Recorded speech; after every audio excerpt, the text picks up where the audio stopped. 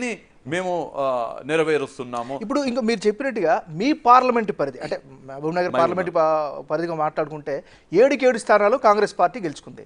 So అందరూ ఎమ్మెల్యేలతో మీరు టచ్లో ఉన్నారా? వారు మీతో టచ్లో ఉన్నారా? ఇప్పుడు అందరు ఎమ్మెల్యేలు కొత్తగా టచ్లో ఉండడం కాదు, మేము గత దశాబ్దాలుగా మేము కలిసి పనిచేసుకుంటున్నాము.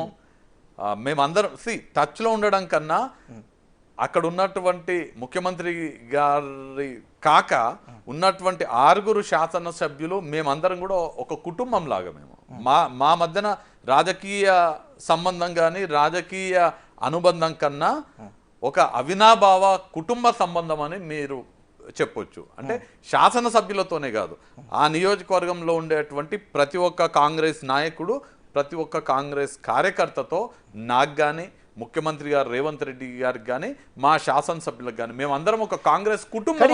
ఈ విషయంలో అంటే ఎవరైనా ఒప్పుకోవాల్సిందే, కాంగ్రెస్ ప్రభుత్వం అంటే అందరికీ ఈజీ యాక్సెస్ ఉండే గవర్నమెంట్ అనేటువంటి ముద్ర అయితే ఉంది. ఇప్పుడు రేవంత్ రెడ్డి గారు ముఖ్యమంత్రి అయిన తర్వాత అది కాస్త మరింత రెట్టింపోయింది అనేటువంటి అభిప్రాయం కూడా వస్తుంది. ఇది కొనసాగిస్తే ఇంకా బాగుంటుంది అనేది మాలాంటి వాళ్ళ అభిప్రాయం కూడా.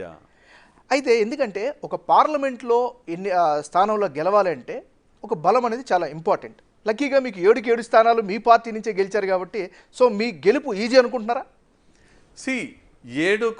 నా గెలుపు ఈజీ, బట్ నా గెలుపు ఈజీ అనేది కేవలం 7 స్థానాలు గెలిచినాం కాబట్టే నా గెలుపు ఈజీ అనే 7 స్థానాలు గెలిచినాము.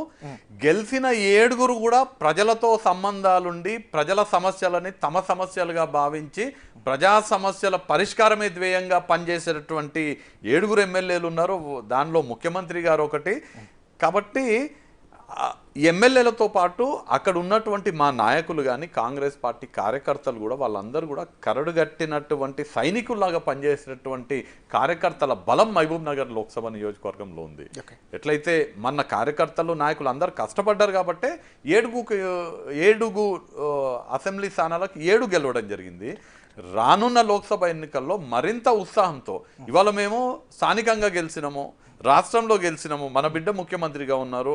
రేపు ఢిల్లీలో కూడా మా బలం తెలియజేయాలంటే అత్యధిక మెజార్టీతో లోక్సభ స్థానాన్ని గెలుచుకుంటే పాలమూరు బలం ఏందో ఢిల్లీలో కూడా తెలపాలని వాళ్ళ కార్యకర్తలు అందరూ కూడా కృతనిశ్చయంతో ఉన్నారు. మన ఎన్నికల ముందు ఎలాంటి కాన్ఫిడెన్స్ ఉందో మీ నాయకుల్లో కాంగ్రెస్ పార్టీకి సంబంధించి